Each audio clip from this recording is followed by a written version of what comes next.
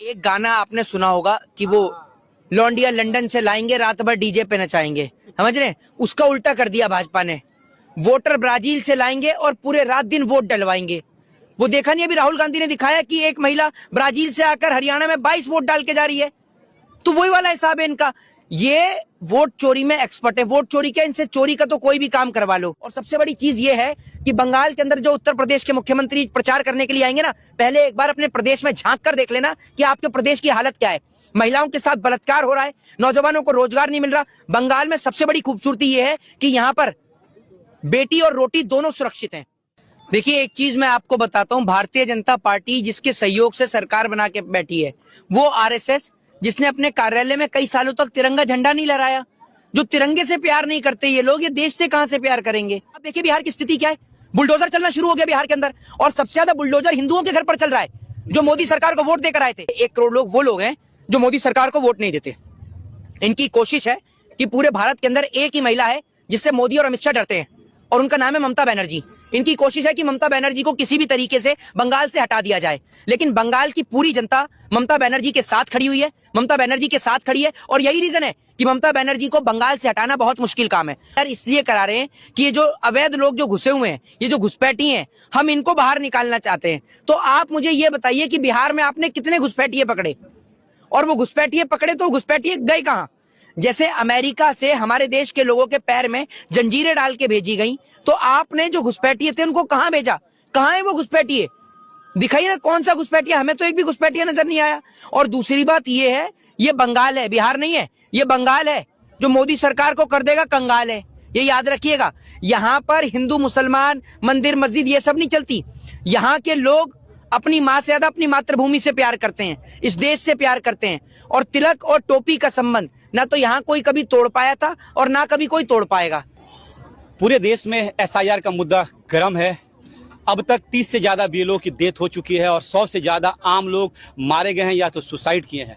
इसके बाद एक और विवाद आता है जब सरकार जय हिंद और वंदे मातरम की आवाज़ को सदन में गूंजने से मना कर देती है। इस मौके पर पूरे देश में चर्चित चेहरा मोहित शर्मा मौजूद है, जो काफ़ी बेबाकी से अपने बातें रखते हैं। सोशल मीडिया का इनका ट्रेंड चलता है। इनसे हम लोग बात कर लेंगे कि जिस तरह से अभी विवाद छिड़ा हुआ पूरे देश में, इनका क्या कुछ कहना है। मोहित जी, एक विवाद उठता है कि जय हिंद और वंदे मातरम के नारे अब सदन में नहीं गूंजेंगे, इस स्टेटमेंट से क्या कुछ कहेंगे? भाजपा ने इस पे भी रोक लगा दी। देखिए, एक चीज मैं आपको बताता हूं, भारतीय जनता पार्टी जिसके सहयोग से सरकार बना के बैठी है, वो आरएसएस जिसने अपने कार्यालय में कई सालों तक तिरंगा झंडा नहीं लहराया। जो तिरंगे से प्यार नहीं करते ये लोग, ये देश से कहां से प्यार करेंगे? और सबसे बड़ी चीज ये है कि ये जिस तरीके से एसआईआर के चलते कई बीएलओ ने अपनी जान दे दी, मुझे ये समझ में नहीं आ रहा। मैं खुद एडवोकेट हूं, मुझे आप ये बताइए कि इंडियन कॉन्स्टिट्यूशन के कौन से पेज पर एसआईआर का जिक्र है, या भारतीय संविधान में, भारतीय कानून में कहां पर एसआईआर का जिक्र है? एसआईआर के चलते आपने जिन लोगों का वोट बिहार के अंदर काटा, वो लोग कहां गए? भाई आप मुझे ये बताइए, आपने कहा कि हम एसआईआर इसलिए करा रहे हैं कि ये जो अवैध लोग जो घुसे हुए हैं, ये जो घुसपैठी हैं, हम इनको बाहर निकालना चाहते हैं। तो आप मुझे ये बताइए कि बिहार में आपने कितने घुसपैठिए पकड़े, और वो घुसपैठिए पकड़े तो घुसपैठिए गए कहां? जैसे अमेरिका से हमारे देश के लोगों के पैर में जंजीरें डाल के भेजी गई, तो आपने जो घुसपैठिए थे उनको कहां भेजा? कहां है वो घुसपैठिए? दिखाइए ना, कौन सा घुसपैठिया? हमें तो एक भी घुसपैठिया नजर नहीं आया। और दूसरी बात ये है, ये बंगाल है, बिहार नहीं है। ये बंगाल है जो मोदी सरकार को कर देगा कंगाल है, ये याद रखिएगा। यहाँ पर हिंदू मुसलमान मंदिर मस्जिद ये सब नहीं चलती। यहाँ के लोग अपनी माँ से ज्यादा अपनी मातृभूमि से प्यार करते हैं, इस देश से प्यार करते हैं। और तिलक और टोपी का संबंध ना तो यहाँ कोई कभी तोड़ पाया था और ना कभी कोई तोड़ पाएगा, ये याद रखिएगा। 2002 का जो एसआईआर सूची है, अब तक उसमें 26 लाख वोटरों का नाम गायब है जो अभी जिंदा है, जिन्होंने वोट करा था। और बार बार भाजपा कह रही है कि एसआईआर कंप्लीट होने तक 1 करोड़ 20 लाख लोगों का नाम सूची से गायब होने वाला है। इस पे क्या कुछ कहेंगे? मैं सबसे पहली चीज तो ये कह रहा हूं कि ये 1 करोड़ लोग वो लोग हैं जो मोदी सरकार को वोट नहीं देते। इनकी कोशिश है कि पूरे भारत के अंदर एक ही महिला है जिससे मोदी और अमित शाह डरते हैं, और उनका नाम है ममता बनर्जी। इनकी कोशिश है कि ममता बनर्जी को किसी भी तरीके से बंगाल से हटा दिया जाए, लेकिन बंगाल की पूरी जनता ममता बनर्जी के साथ खड़ी हुई है, ममता बनर्जी के साथ खड़ी है। और यही रीजन है कि ममता बनर्जी को बंगाल से हटाना बहुत मुश्किल काम है। और सबसे बड़ी चीज है कि उनके साथ उनके प्रजातंत्र का समर्थन है। यहाँ हिंदू मुसलमान, मैंने आपको कहा कि मंदिर मस्जिद हिंदू मुसलमान नहीं चलता।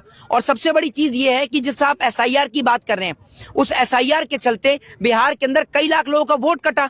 और आज जब बिहार के अंदर इनकी सरकार बन गई, आप देखिए बिहार की स्थिति क्या है।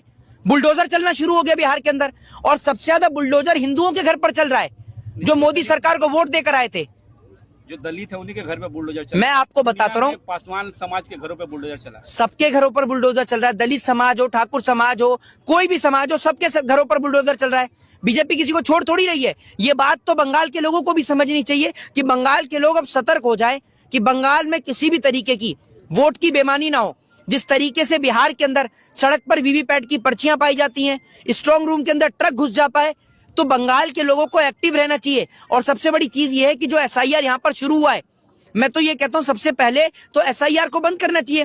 भाई 3 महीने बाद बंगाल में इलेक्शन है, 3 महीने के अंदर आपको लगता है एसआईआर कंप्लीट हो जाएगा? 2 साल का काम 1 महीने में किया जाए। मैं आपसे क्या बोल रहा हूं, जो काम अगर जनगणना होती है, जनगणना को होने में एक समय लगता है। अगर आप कितनी भी सुपरफास्ट करें तब जाके भी कम से कम 1 साल 1.5 साल लगता ही लगता है। उसके बाद पता चलता है कि हमारे देश की पॉपुलेशन कितनी है।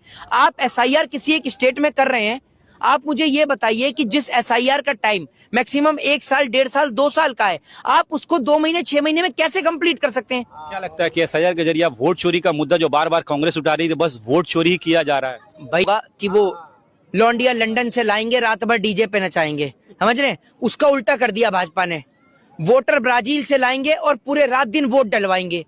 वो देखा नहीं अभी राहुल गांधी ने दिखाया कि एक महिला ब्राजील से आकर हरियाणा में 22 वोट डाल के जा रही है। तो वही वाला हिसाब है इनका।